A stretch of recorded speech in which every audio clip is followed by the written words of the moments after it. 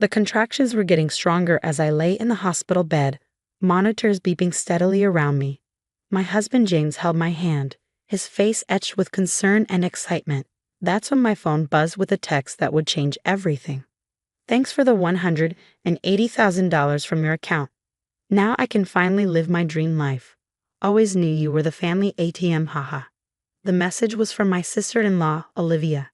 My hands trembled as I quickly opened my banking app, fighting through another contraction.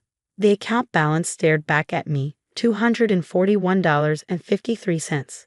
The savings I built over 10 years working as a pediatric nurse, gone in an instant. What's wrong?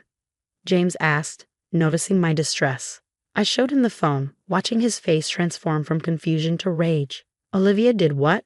I'm calling her right now. No, I said, gripping his hand tighter as another contraction hit. Not now. Let's focus on bringing our daughter into the world. I've got this handled. My name is Emma Sullivan, and at 32, I was about to become a mother while dealing with the biggest betrayal of my life. But what Olivia didn't know was that I'd been preparing for something like this ever since she moved in with James's parents 6 months ago. The signs had been there from the start. Olivia, perpetually unemployed at 27, had always viewed my savings with envious eyes. Must be nice, she'd say at family dinners, having such a cushy job while some of us struggle. She never mentioned that her struggles were self-inflicted, jumping from one get-rich-quick scheme to another. When she moved back home after another failed business venture, the comments got worse. Emma's so lucky, married to my successful brother, living in that beautiful house. Meanwhile, I'm stuck here with no opportunities. What she didn't know was that every penny in that account had been earned through countless night shifts, extra hours, and careful budgeting. James and I had built our life together, supporting each other through medical school and nursing school. Nothing had been handed to us. 3 months ago, I noticed Olivia hovering over my shoulder while I checked my banking app during a family dinner. Something about her intense interest made me uneasy. That night, I called my bank's fraud department and set up special protocols on my account. Mrs. Sullivan, the bank manager, Mr. Torres, had said, we can create a shadow account. Any large transfers will appear to go through, but they'll actually be held for 72 hours pending verification. Would you like to set that up? I did. Call it intuition or just good planning, but something told me I'd need that protection. Now, lying in the delivery room, I typed a calm reply to Olivia. Enjoy. Her response came quickly. Wow, that's it? No drama?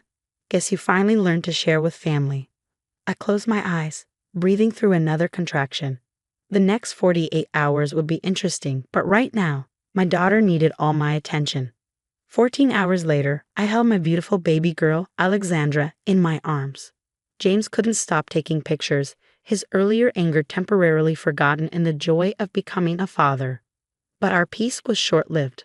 Olivia burst into the hospital room, designer shopping bags hanging from her arms. Oh my God, she's so cute.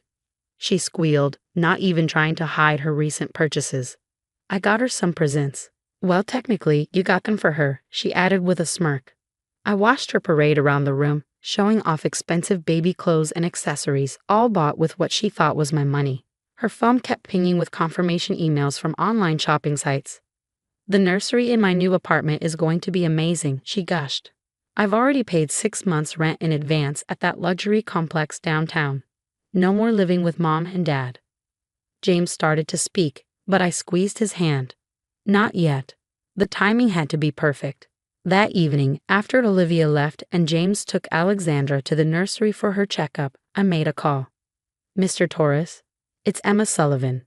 I believe someone accessed my account today. Yes, Mrs. Sullivan. As per our previous arrangement, all transactions have been held in our secure holding facility. Would you like me to proceed with the fraud investigation? Yes, please. And Mr. Torres, could you wait until tomorrow morning to make the calls? The person responsible is about to learn a very expensive lesson about consequences. I could hear the smile in his voice. Of course, Mrs. Sullivan. Congratulations on your new baby. As I hung up, I thought about all the orders Olivia had placed, the lease she'd signed, the celebrations she'd planned. By tomorrow, she'd learn that every single transaction would be reversed. The money she thought she'd stolen was safely protected, and she'd signed herself up for a world of financial and legal trouble. My phone buzzed again. Another text from Olivia. Just booked my dream vacation to Bali. First class all the way. Thanks, sis. You've changed my life. I smiled, thinking of Mr. Torres's pending phone call. You have no idea how true that is, I whispered to myself, holding my sleeping daughter close. The next morning would bring chaos, but for now, I had everything I truly needed right here in my arms. Sometimes the best revenge isn't immediate confrontation. It's letting someone's own actions become their downfall. I closed my eyes, finally allowing myself to rest. Tomorrow would be interesting, but tonight was for my family, my real family. Sweet dreams, Alexandra, I whispered. Mommy's got everything under control. The morning brought exactly the chaos I'd anticipated. I was feeding Alexandra when my phone exploded with notifications. First came the angry text from Olivia. What did you do? The bank just called. They're reversing Everything. My lease agreement is void. Answer me right now. I silenced my phone just as James walked in with breakfast. Is it happening? He asked, noticing my small smile. Before I could answer, we heard commotion in the hospital hallway. I don't care if it's not visiting hours. That's my sister-in-law in there. Olivia's voice carried through the door seconds before she burst in, her perfectly styled hair now disheveled, designer clothes from yesterday wrinkled as if she'd slept in them. Fix this, she demanded, waving her phone at me. The bank manager says I'm being investigated for fraud. Fraud? Me? Your own family. I continued feeding Alexandra, my voice calm. Actually, it's exactly what it looks like. You committed fraud, Olivia. Did you really think you could steal $180,000 and there wouldn't be consequences? Steal, she scoffed, though her voice quivered. You're being dramatic. We're family. I just borrowed it. I was going to pay you back once my new business took off. What new business? James finally spoke up, his tone sharp. The crystal healing workshop? Or the pyramid scheme you tried joining last month? Olivia's face reddened. You don't understand. I had everything planned. The apartment lease is signed. I've bought inventory for my new boutique, booked non-refundable trips. Her voice trailed off as panic set in. Emma, please, you have to tell the bank this was authorized. I adjusted Alexandra in my arms, looking directly at my sister-in-law. Let me explain exactly what's happening, Olivia. Every transaction you made in the last 24 hours has been flagged as fraudulent.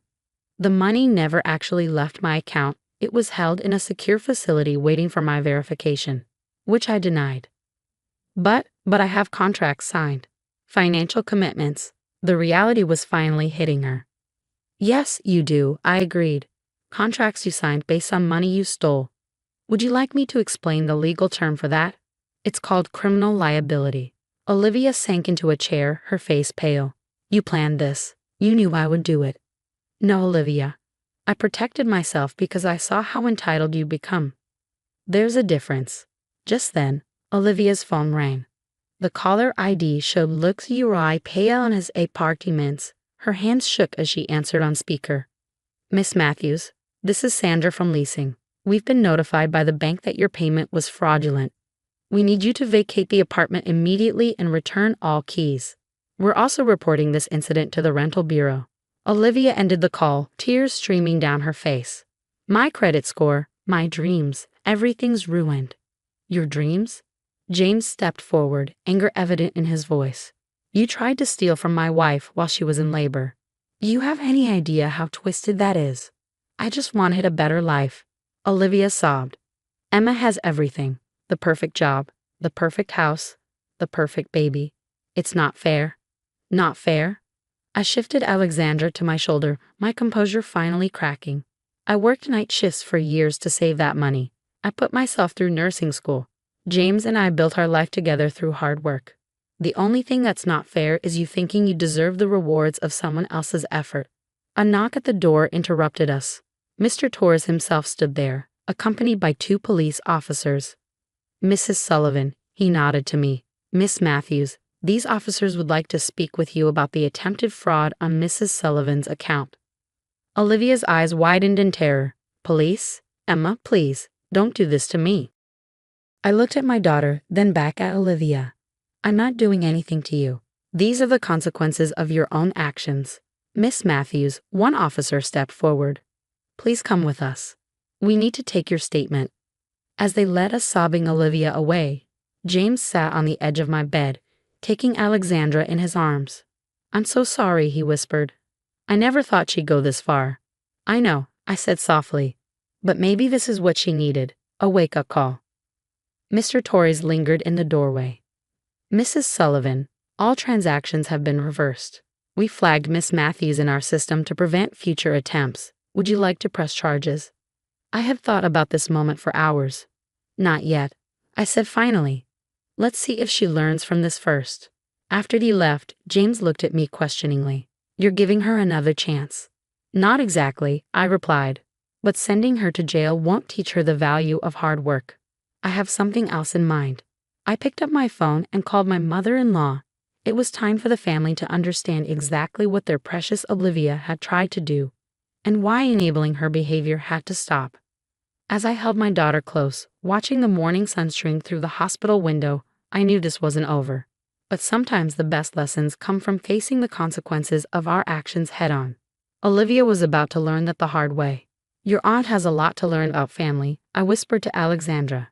But don't worry, Mommy's going to make sure she learns it the right way. James kissed my forehead. You're incredible, you know that. Most people would have pressed charges immediately. I smiled, watching Alexandra's peaceful face. Sometimes the best revenge isn't punishment, it's forcing someone to grow up and face reality. The sound of more running footsteps in the hallway told me our family was arriving. It was time for everyone to understand that real love sometimes means tough lessons, and Olivia's lesson was just beginning. 6 months after the incident, I sat in my backyard watching Olivia mow our lawn, part of our alternative rehabilitation agreement. Instead of pressing charges, I'd given her a choice: face legal consequences or work off her attempted theft through a combination of actual labor and financial education. She chose the latter, though I doubt she initially understood what that meant. Every weekend for the past 6 months, she's been doing maintenance work at our house and taking mandatory financial literacy classes that I paid for. The transformation has been remarkable, if not entirely smooth. Water break, I called out, holding Alexandra on my hip. Olivia switched off the mower and walked over, her designer clothes replaced by practical workwear, her perfectly manicured nails now showing signs of honest work. Thanks, she said, accepting the glass of water. She tickled Alexandra's chin, earning a giggle. You know, I hated you at first for making me do this. I know, I replied simply. But how's that job interview from yesterday looking? Her face brightened. They called this morning. I got it.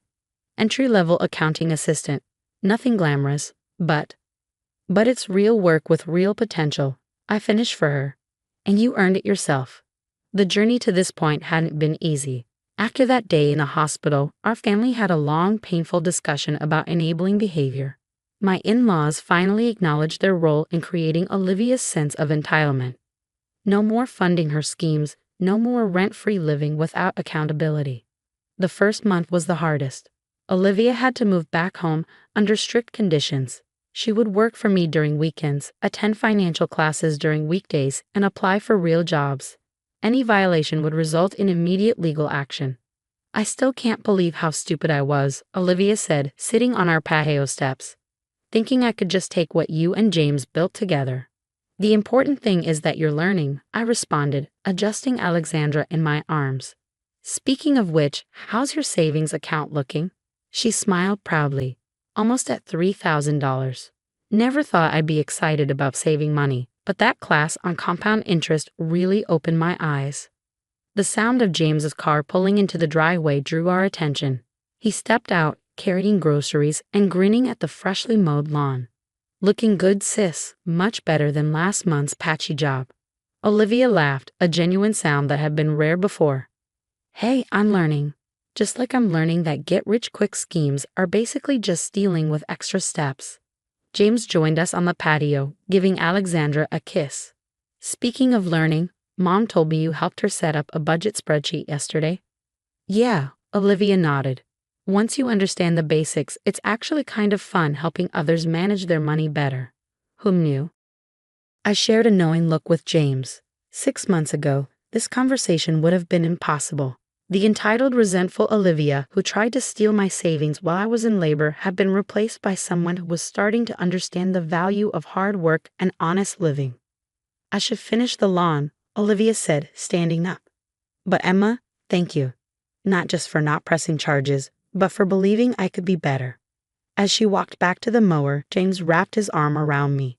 You know, when you first suggested this rehabilitation plan, I thought you were crazy, but you saw something in her that the rest of us missed.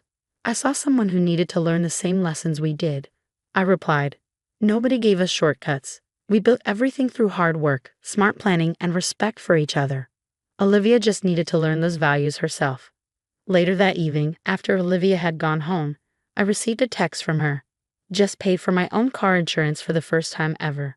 Feels weird but good. Thanks for teaching me that earning something feels better than stealing it. I showed the message to James as we put Alexandra to bed.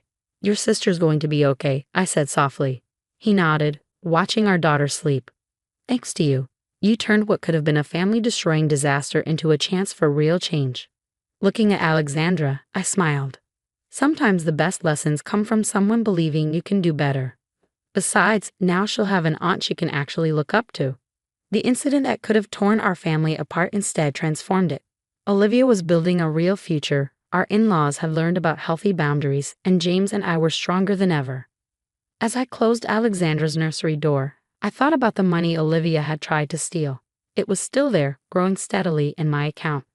But the real wealth wasn't in those numbers. It was in watching someone learn the true value of earning their own way in life. That was worth more than $180,000 any day.